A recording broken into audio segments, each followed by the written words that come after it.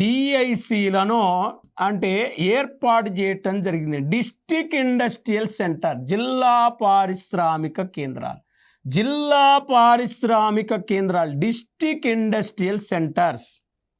ఇది అంటే జిల్లా పారిశ్రామిక కేంద్రాలను 1978లో ఏర్పాటు చేయటం జరిగింది, లాంచ్ చేయటం జరిగింది.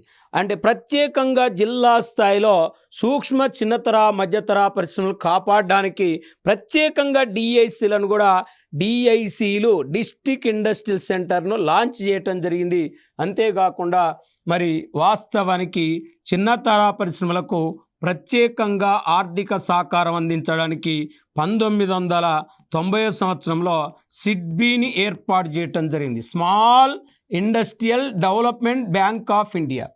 SIDBI full form small industrial development bank of India. మరి small industrial development bank of India భారత చిన్న పరిశ్రమల అభివృద్ధి బ్యాంక్ అంట.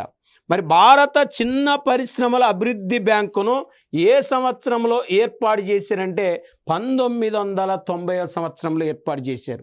మరి 1990లో ఏర్పాటు చేశారు. ఈ small industrial development bank of India అనేది ప్రత్యేకంగా ఏం చేస్తుందంటే చిన్నతర పరిశ్రమలకు అంటే రుణాలు ఇస్తుంది.